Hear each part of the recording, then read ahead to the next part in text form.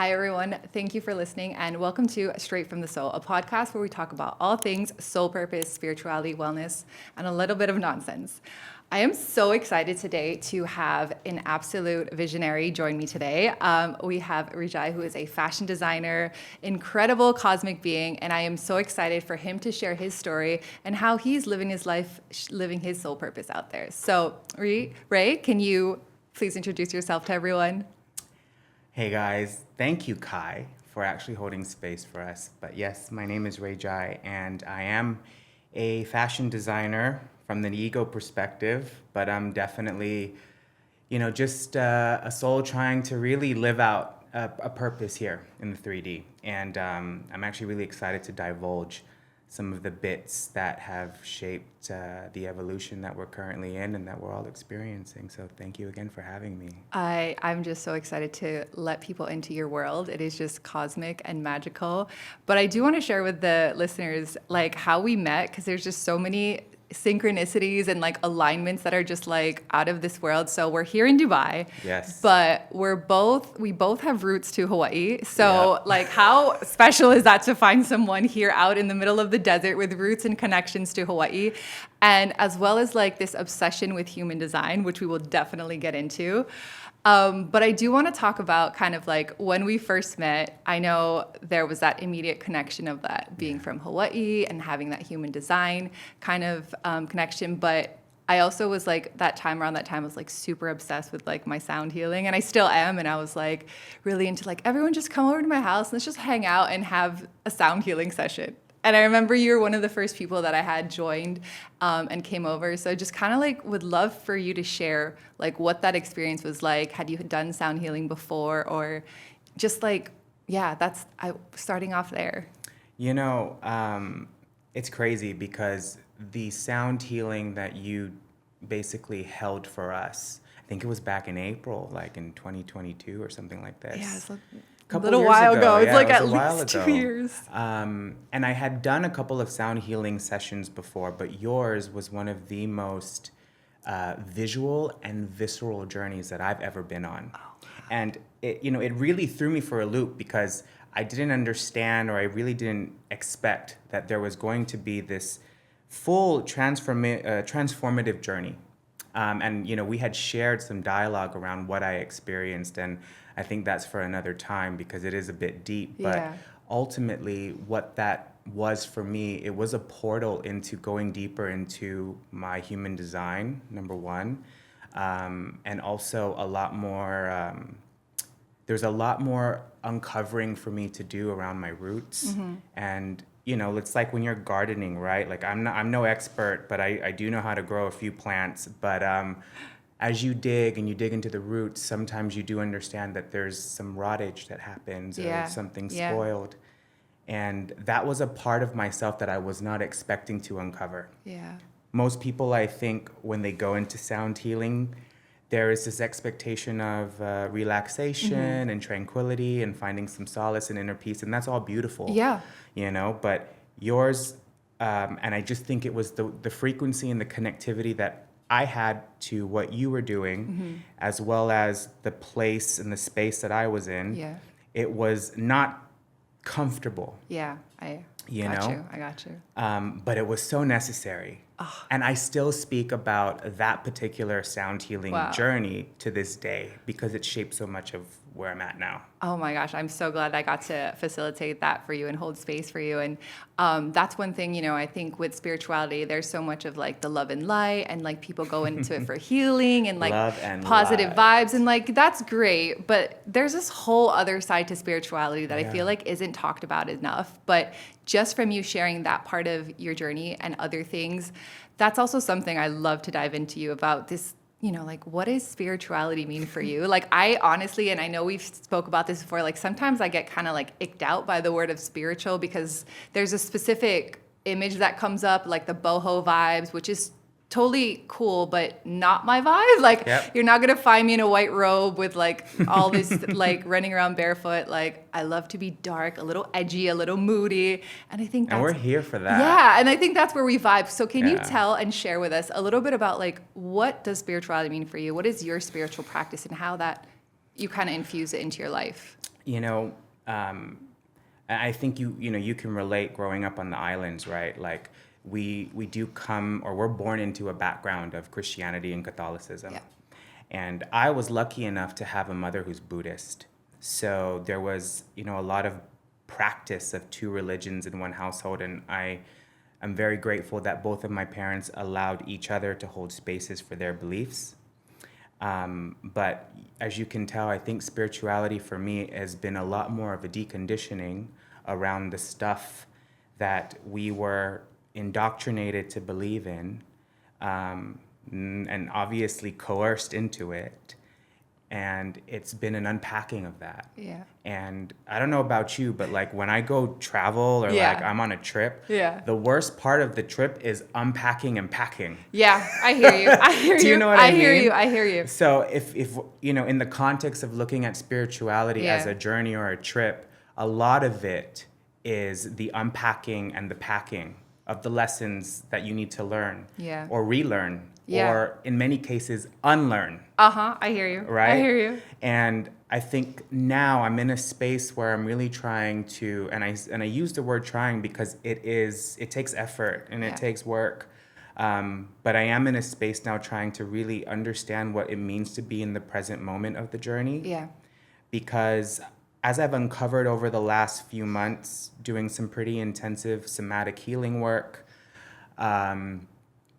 I am the number one spiritual bypasser, and I love to over intellectualize my feelings. Yeah. Yeah. Or concepts or constructs around what people would say is spiritual. Yes. So that even now in this Yeah. conversation with you, Yeah.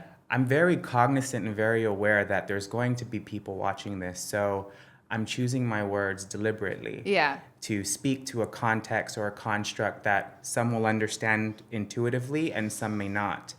But in that context itself, am I actually in the present moment and speaking my truth? I have to remind myself of that. Mm-hmm. And this is a constant daily Yeah, thing. That's what absolutely. spirituality is. I love that. And I just want to dig a little deeper because you are just so much, I just love how you create your own kind of like meaning and messages and things.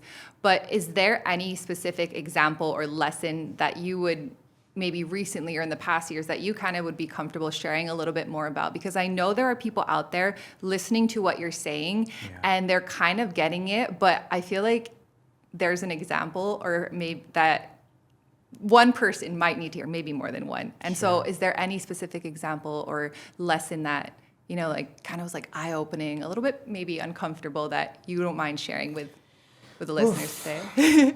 There's so many, right? Yeah. But one of the most recent ones, which is what I'm currently going through, and it's a very cathartic process, is this somatic healing. And it's really about learning to return to the body. And part of that is I've been able to discover that I have leaving patterns, basically coping mechanisms. Yeah. We all have them. Yeah, we call them coping absolutely. mechanisms, defense mechanisms, whatever. I call it autopilot. You just go on Yes. your default settings, which is Default settings, yes. your conditioning, Exactly. absolutely. Conditioning, the not self, Yep. ego, whatever Yep. you want to call it, right? And for me, I've really understood that I have this behavior and this pattern of leaving. And leaving means I will spiritually, probably even at a soul level, energetically, leave. I will leave a situation. I will leave a room. I will leave an environment. I would leave a relationship. Yeah. I would physically Yeah. be there. Yeah. But spiritually, mentally, emotionally, at soul level, Yeah. energetically, I'm gone. Yeah. And I noticed this because for a long time, I struggled with my own version of body dysmorphia.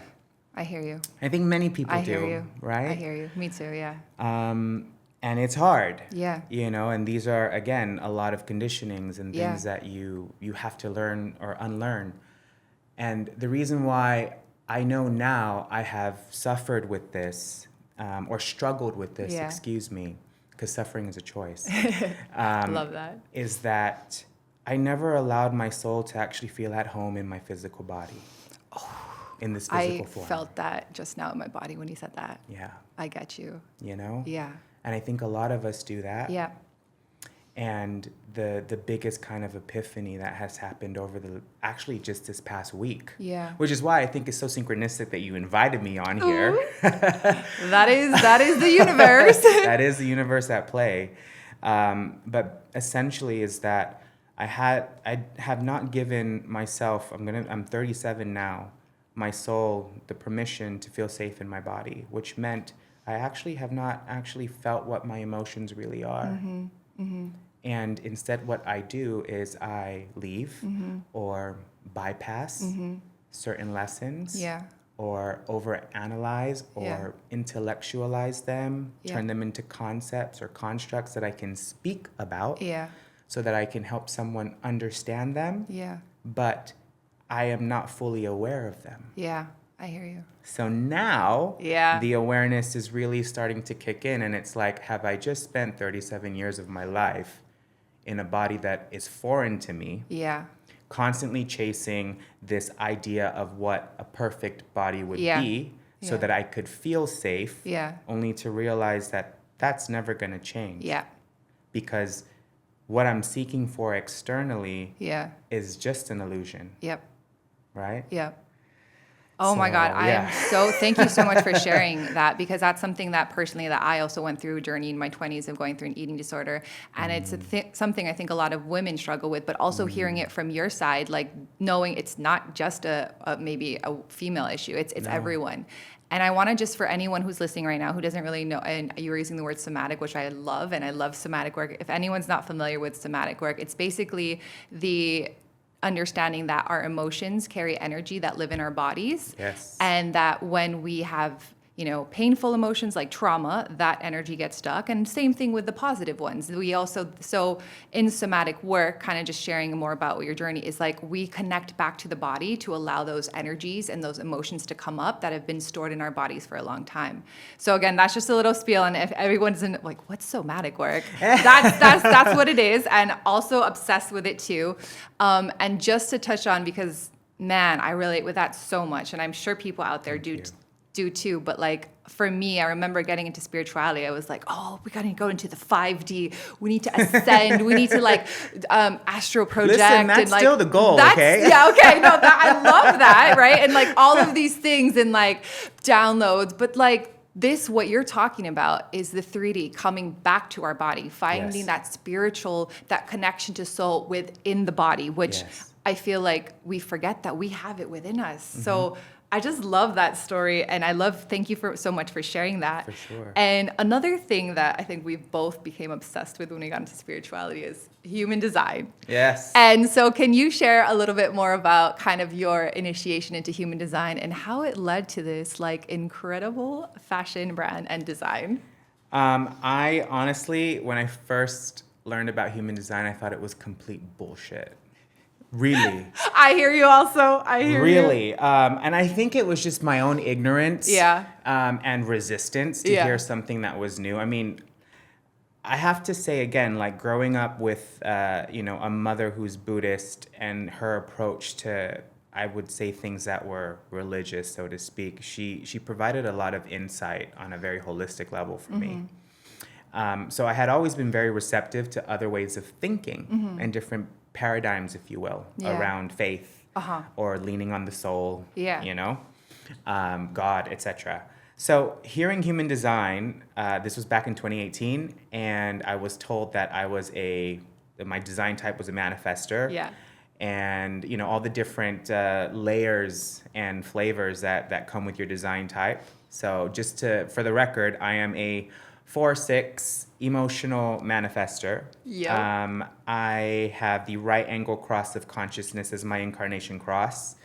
And do you have any channels? Do you know your channels? I have a few channels. One of the channels that I'm really trying to understand at the moment is the 2145, which is the money channel. Oh, I have some clients who have that. I think we can dive into this a little bit more. It's really funny because it's not what people think it is, at least from my learnings of it so far.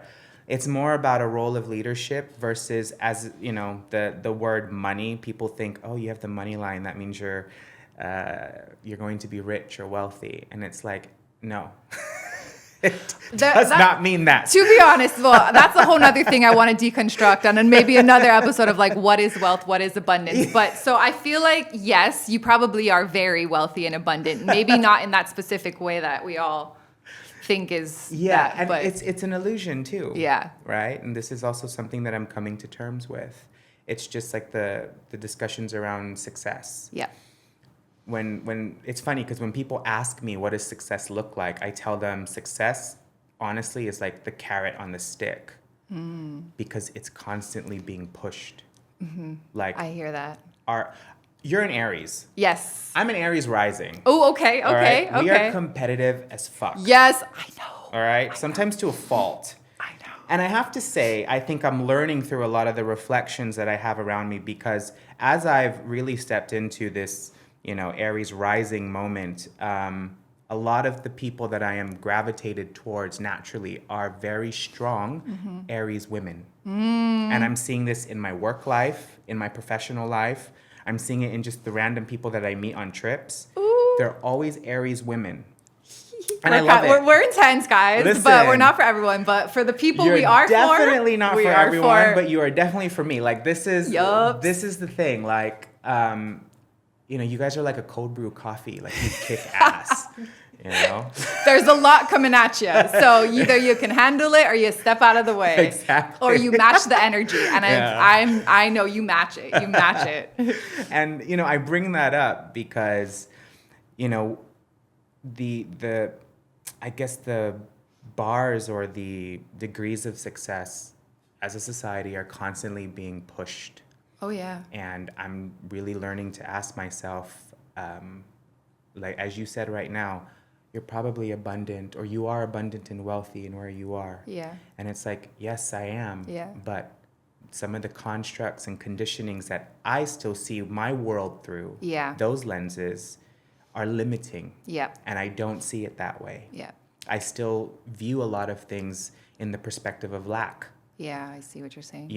And what I want to say is that has been even more, I guess you can say, eye-opening and awakening for me is that you hear a lot about affirmations and setting intentions and that you can manifest the life that you want, right? And I do believe that to a degree. Yeah. I believe that obviously having this level is one, and also responsibility and readiness level is another. Yeah. Because the universe is so fair, all right? You can sit and ask and, maybe even access and tap into a certain alchemizing power or energy to manifest the things that you want. Yeah. However, if you don't know actually how to utilize that in the right way, and you don't understand that you could be, even in your most innocent state, using it for harm against other people, universe is not going to allow it for you. The universe sees straight to your soul. 100%. You cannot hide it. Like you can hide shit on social media. Yeah, It will see you. Archive whatever you want, dude. Yeah. No, it knows. You can act like you're all this and that, but yeah, I get you on that. I get you so much. And I feel like this is a part of, as you mentioned earlier, kind of like the spiritual pretexts and stuff that people don't talk about. Yeah. And I don't know why it's not spoken about more enough. Maybe it's just something that hasn't been brought to my awareness level yet. Well, here we are, guys. But there is a truth to this. Absolutely. And I think that it's wrong. I personally think that it's wrong for people to say resonate to me because I can show you how to manifest the life of your dreams when it's like, actually first we need to sense check if you're responsible enough to actually tap into this type of power. Because then you have a lot of people who don't understand that go and sit with these gurus or guides or coaches. Yeah. They're told, that they can manifest whatever they want. Yeah. They go out into the real world and it doesn't actually materialize. Yep. And then it becomes this non-stop cyclical cycle. I just said cyclical cycle. I got you. But you know what I mean? Yeah. And that has been something that I'm also trying to shake through. Yeah. And how that has turned into fashion, right? Your other question. It was just honestly an idea that I was sitting on. I was at a cross point. Yeah. I had launched a brand in 2017. Mm-hmm. I was selling out of the back of my car. Love it. I remember 3 very distinct people who were my first 3 customers, and I will forever hold them near and dear to my heart. Yeah. And I didn't know what I wanted to do. And to be very honest with you now, sometimes I still think that I'm not sure if this is what I want to do. Mm-hmm. Mm-hmm. And I'm now comfortable, and I've now accepted that there is a beauty in not knowing if that is what I want to do. Yep. As a human, not knowing gives us so much anxiety. Yep. Yep. And we try to mask it. Yeah. We try to cover it. We try to run from it. Yeah. Or like me, I intellectualize it and I bypass it. Okay? This is what I do. Yeah. Yes. This is what I do. Yeah, but I'm sure a lot of people out there do the same, and maybe a few people listening as well. So I hear you on that. Yeah. And the thing is, you know, there is a beauty of not knowing. Yeah, and I want to touch on that because I think that's so important for people to hear. And that's also something that a lot of my clients is like, if I just had the clarity, if I just knew, then I would do it. And I'm like, no, it doesn't really work like that. Like I could literally get someone's human design chart and give them their soul purpose, and they would still not go out into the world and actually live it. So knowing isn't it. And it's like, it's a bunch of bullshit. And Honestly. we will never know. We will never know. And I'm glad you said it, because this is so key, right? Knowing it is one thing. Yes. Right? So understanding it, knowing it is one thing. Yeah. But having the awareness around it, the embodiment, Exactly. the integration, Yeah. it's different, Yeah. you know? Embodying who you are, embodying your human design, embodying your soul purpose, that is a whole nother level. Exactly. But I want to hear more about Rijai.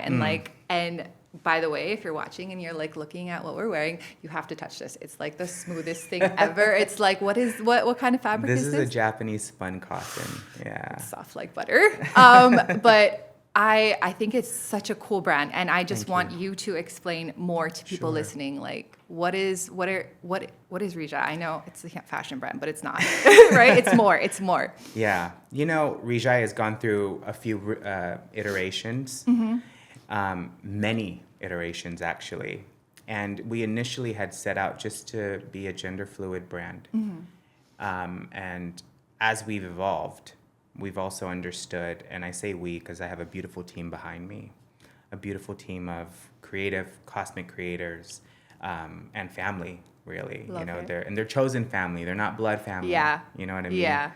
And you know, as Rijai's evolved, it's a huge reflection of how we as individuals evolved, and this is how I understand what brand building is about now. We are in a time where we're currently in Pluto in Aquarius, right? This is the era. So we're all in. you astrology nerds make sure you're listening to this breakdown right now. I mean, I hope that I'm articulating it in the right way, but this is exactly how I understand it through my teachers. We are in, you know, the era of Pluto in Aquarius, and we're at the precipice actually at the moment of Pluto retrograding into Capricorn, where it's been for ages. Okay. And that is about just old, authoritative, capitalistic views. Okay? And that's, again, a whole nother subject and another tandem we could go down. But to spare everybody, essentially, we're now in a space and an era where Pluto, which is the planet of rebirth, death and rebirth, you know? Ooh, shadowy. Yeah, beautiful, honestly. Yeah. Very shadowy, very beautiful. Moving into Aquarius, which is the future, the forward thinker, you know, the rebel with a cause, right? Yeah. Really there to turn shit up. Yeah. And there's going to be a whole new way of how we do business. And this is what I genuinely feel. There's a whole new way of how human resources are going to hire for people. I mean, it's about time. Yeah. I'm like so here for this. And I think we've discussed this as you've done a lot of, you know, even your your corporate trainings. Yeah. You Yeah. know? Yeah. There's going to be a focus around hiring by design type, you know? creating the correct Yes. kind of penta, Yes. as they call it, you Yes. know, and it's going to become a lot more mainstream. Yeah. I mean, even at the moment now, within my team, I absolutely hire by design type. That it like when I'm when I like look at people and I'm inviting them into my life, that's the first thing I'm like, what's your birth time and Yeah. location? And I'm just like kind of like not Googling them, but like I don't know, what do you Just call sense it? checking. Like diving into their human Yeah, design because it it's tells you so fine. much.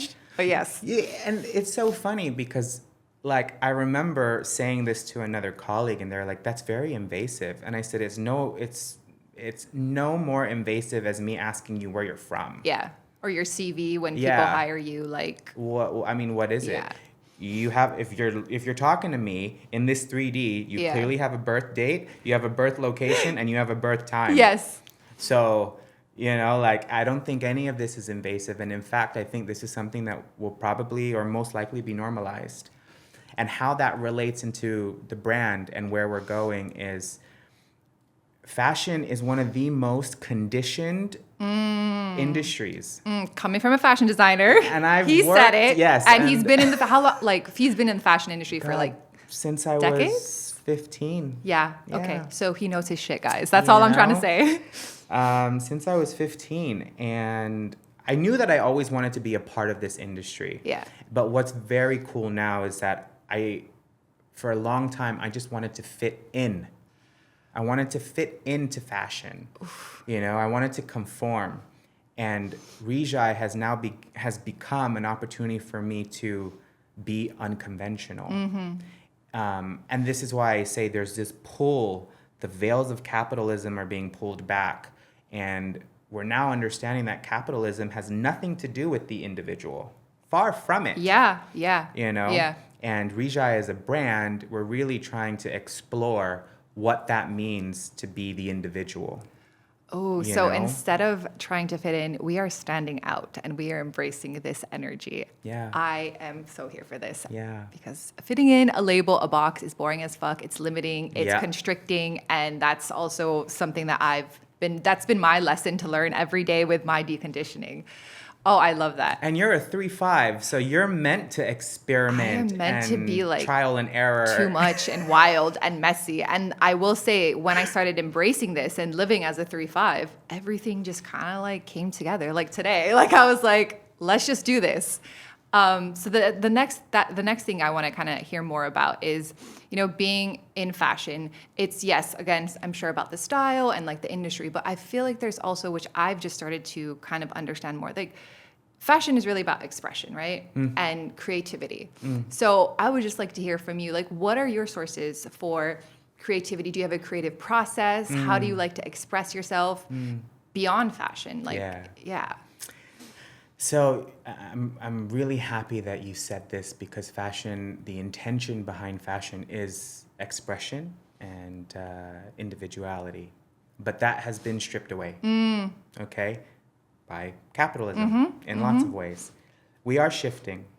And I also think that there's a difference, though, within fashion. So you have fashion, which is essentially objective, right? It is about a bottom line. Yeah. You know, there is a trade that needs to occur, a trade of or an exchange. Yeah. You know, Yeah. this is how fashion is. It could be an exchange of ideas. It could be an exchange of actual product, you know, via commerce. It could be an exchange of a lifestyle. This is, to me, what fashion is. Yeah. But there's a sub-part to fashion, which is style. And this is subjective. This is intuitive. This is the part that I love to be able to help others tap into. Yeah. Especially those who say, oh, I don't have any style, you know, I don't know how to dress myself. And then the one thing I say is, well, then you probably don't speak to your intuition enough. You know, your intuition will guide you. Yeah. You know, and again, it's about an awareness level. It Yeah. might guide you first on what to wear when you're comfortable. Yeah. Or to be comfortable. Yeah. Then it will guide you to what to wear to maybe make an impression or to Yeah. stand out. Yeah. You know? Yeah. And then it starts to evolve. Yeah. And we all have this in us. Yep. Right? Yep. You know, and some of the greatest stylists that I know are extremely intuitive spiritual people. Yeah. Even if they say that they're not into astrology or human design or whatever. Right? I feel like you know? have to be, creatives have to be connected to some type of spiritual. Are. Yeah. We all are. Agree. We're constantly creating. Agree. You know? And like for me, one of the biggest creative processes is the meditative process. And and I feel like this is universal. Yeah. And I am in no way saying that this is my creative process or this is only for me. I'm sure many out there will resonate. Yeah. And I'm sure there's somebody else who's probably articulated it much better than me, but I will express it here. Yes. Is basically it's the journey of spirit, mind, and body. The spirit is the place of inspiration, right? And depending on how conditioned you are, you find inspiration anywhere. Yeah. Right? Yeah. I'm completely open in my crown and in my ajna, which is the mind and the head center. Yeah. So I'm inspired by every little thing. Oh, I love it. Yeah. I'm inspired by the jewelry you're wearing right now, Oh, for example. yes. Okay? Then what happens through that spirit is it gets conceptualized or intellectualized in the mind. Yeah. That's where the concept starts to come in. How do I see it working? How do I see it in form? Maybe how do I see it draped somewhere? What does it look like? And then from the mind, you take it into the body, which is the physical form. Yes. That's the actual production of the garments. That's going in to the sketch, to the pattern, from the pattern to the cutting to the actual tailoring and stitching. Yeah. And this is on repeat. Oh, amazing. You I know, love that is a true creative process. And I think that process is not special to me. I think you have it. I think we all have it. Yeah, yeah. Irrespective of industry. Yeah, yeah.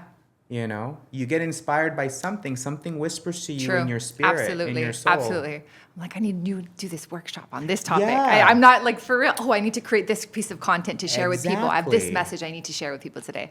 Yes, And I then hear you. you take it into the mind, you reiterate it, you write your text out, you create the program. Yeah. You know, and then you bring it into actual materialization. You share it, you show it, you embody it, you practice it. Yeah. And you do that on repeat. Yeah. And then you evolve. Yep. And I love like how you've evolved from, your sole purpose into burnout into, there's just so many facets that you share and that you share publicly. Yes. That is, to me, the perfect illustration of the creative process. Oh, I thank you. Because sometimes I'm just like, it's messy. Here's my rough draft. But I keep telling myself done is better than perfect. This is also speaking from, I like to call myself a recovering perfectionist, because before everything had to be perfect. Otherwise, and that's where a lot of my burnout came from, is like trying to make everything perfect. And now I'm like doing a bunch of different things, but not burning myself out, because I'm just like letting myself go through that creative process, which what you're sharing with us. But I want to know, like, because again, I want people to know a little bit more about what's it like inside your world. Do you have specific practices right now as far as like meditation you were talking about that you do? And I know sometimes, at least for me, I find different times of my life I need different things. Absolutely. So can you share a little bit about like what is your spiritual practice right now look like? So, I do have another part of the behaviors that I have, right? I mentioned earlier about a leaving pattern. Yeah. I have this thing, it's a rigidity pattern where things need to your point, need to be perfect, okay? Including how I wake up in the morning, how the coffee is done. There's a certain way that I want to burn my incense in the morning. I hear you. And, that started taking out the actual being in the present moment. Yeah. Right? And again, I go back to this spiritual journey, the unpacking. And what I've been really leaning into at the moment is the first thing I do when I wake up is I do a body scan laying in bed. Mm-hmm. I just sense check, where do I feel any emotion moving? If there's an emotion stuck or if there's a sensation there, I try to ask myself, what is that? And then, 5 minutes, sometimes 10, I'm up, I light some incense, and I do lots of, right now it's spending a lot of time in nature. Yeah. Really grounding. It just like regulates the nervous system, activates that parasympathetic nervous system where I always say, like, how do you know? It's like I can feel my body sighing. Yeah. So I know what you're talking about. And I'm like, oh, my nervous system, this is good for my body. This is good for my soul. My body just, Yes. so I get, yeah, that's what nature does. Yeah. Yep. And it's the, you know, I've taken a break from meditating because I've realized that in the meditative process, I just leave. This is where that leaving behavior came. So now it's more about breath work, a lot of breath work, box breathing, and I've been working with a brilliant, just purely enigmatic soul. Her name is Taylor, and I would love to share contact with you because I think the two of you would just completely have amazing chemistry. And she's helped me a lot also on my journey, viscerally as well, learning how to tap into the body. Love and it. this is where I'm at. Love right that. now. And that's, again, like what I was saying and what you kind of shared is like, your spiritual practice will change. And right now, this for you is the coming back to the body. And I love that. And so sometimes I see people saying like, oh, the best spiritual practice or the best. There's no best. It's like what works for you now. So that's I love that. So just I like to when I close my episode, I always like to hear like I always like to end everything with gratitude. I'm a little cheesy in that sense. Yeah, like that's the one everyone's like, I know when I first got into spirituality, everyone's like, be grateful, gratitude, da, da, da. And I'm like, yeah, but now I know it works. And I'm always coming back to that's my one thing. So what are 3 things in your life you're just really grateful for now? I am grateful for my shadows. Thank you. Because they have really showed me areas that have potential gifts. Yeah. I am grateful for my network, the people that hold space for me, and help me in this journey that I'm on. And I'm definitely very grateful for my partner. We've been in it long distance for 3 years, not by choice necessarily, but you know, when you know, you know. Yeah, that's a strong soul love right there. Yeah. And there's probably a karmic tie to that shit too, but another time for that. Yes. So before we wrap up, I would just love, what is coming up for you for Rijai? Any big things to look out for? I will be sure to share everything in the episode notes. So if anyone wants to connect, I highly recommend it. Check the show notes. But yeah, anything coming up, anything exciting, new projects, or you want to tease anything? Yes, so we do have a new collection that's going to be dropping soon. We've been hard at work on the website, completely refreshing the entire user experience for you guys.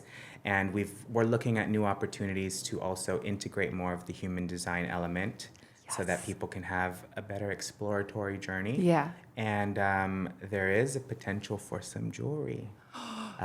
But stay tuned. If you are listening, you can't see, check out the YouTube because he has some incredible customized jewelry going on. And I've also been staring at it, especially like that earring. That is your symbol. Thank you. And so just my last thing, I know I totally stole this from Stephen Bartlett, but I always like to ask you, my guest, a question to ask my next guest. Oh. So I'll tell you a little bit about her. She is an artist as well, and she has her own company here in Dubai called Design and Dine. So artist to artist, what question would you like for me to ask her? That's a good question. Okay, I would say, you know, just from one cosmic creator to another. Okay. How does she stay in the present moment? Especially being an entrepreneur. Yeah. There's that balance of creativity and artist and entrepreneurship, that fluidity and that structure I would love to hear how she keeps it all together in that present moment. I love that. Yeah. Can you answer that question before we head off for yourself? Because I think that's a great question. Honestly, for me, it is a practice. Yeah. It's a huge practice, and I am no way in shape or form an expert at it yet. I am still in this deep learning of what the present moment means. But what I can say is it's like understanding what a breath really feels like. That's the present moment. Love that. And I resonate. Well, thank you so much for Hey, joining me thank today. I love you. the conversation. And again, if you. anyone wants to connect with Rijai and his brand, check out the show notes. And hope you guys have an amazing day. Thank you.